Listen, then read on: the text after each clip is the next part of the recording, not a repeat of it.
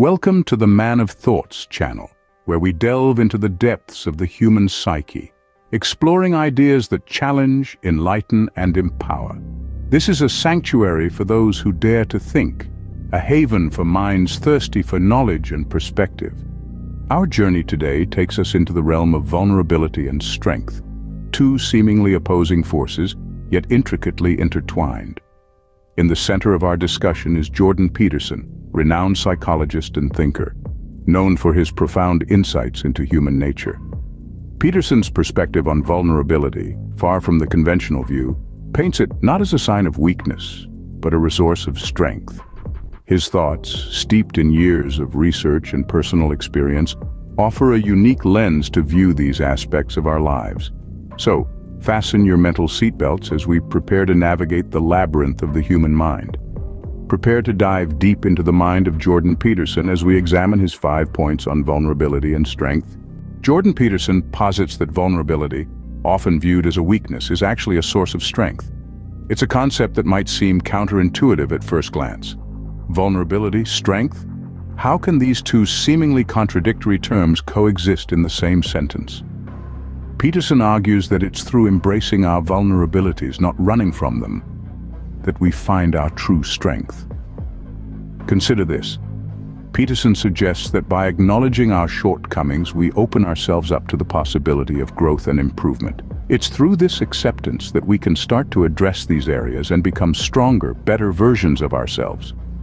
Peterson once said, "To be alive is to be vulnerable." In other words, our vulnerabilities are not aberrations to be shunned, but rather integral parts of our human experience. They shape us, mold us, and ultimately make us stronger. In Peterson's view, facing our vulnerabilities allows us to grow stronger. Embracing vulnerability, then, is not a sign of weakness, but rather a testament to our strength. Point 2 in Peterson's argument centers on honesty. Honesty, he argues, is not simply about telling the truth. It's about confronting the truth, particularly the truths about ourselves that we'd rather not see. This includes our vulnerabilities. Peterson posits that admitting our vulnerabilities, acknowledging them, and facing them head-on is a form of honesty that takes immense courage. This courage, in turn, fosters resilience. When we're honest about our vulnerabilities, we can begin to understand them, to learn from them, and ultimately to grow. This growth, Peterson suggests, is at the heart of personal strength. It's not about never being vulnerable, but about using our vulnerabilities as stepping stones on the path to resilience. This is the power of honesty. It's a path to understanding, to growth, and to strength. Honesty, for Peterson, is a key component of true strength. Peterson's 3rd point speaks to the courage it takes to be vulnerable. It's not about weakness or exposing your flaws for all to see, but rather a testament to personal strength. It's about having the courage to be authentically yourself, to show your true colors, to dare to be different. As Peterson sees it, vulnerability is not a sign of defeat, but a mark of bravery. Peterson argues that it takes a strong person to expose their soft underbelly, to open up to the possibility of hurt, rejection, or criticism.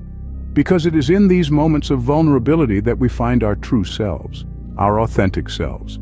It's when we dare to drop the mask and let our genuine nature shine through that we truly connect with others. And this is where the courage comes in.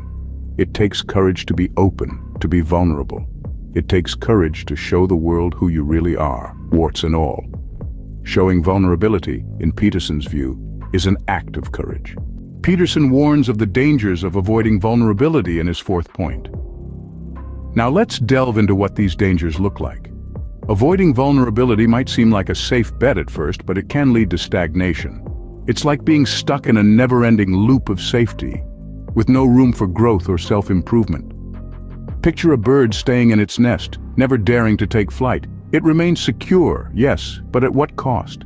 It misses out on the freedom, the exhilaration, the very essence of what it means to be a bird. Similarly, when we dodge vulnerability, we miss out on the opportunities to learn, to evolve, and to truly live. Moreover, avoiding vulnerability can lead to emotional frailty. It's the equivalent of building a wall around ourselves, thinking it will keep us safe. But walls also keep out the good, the chance for connection, for empathy, for love.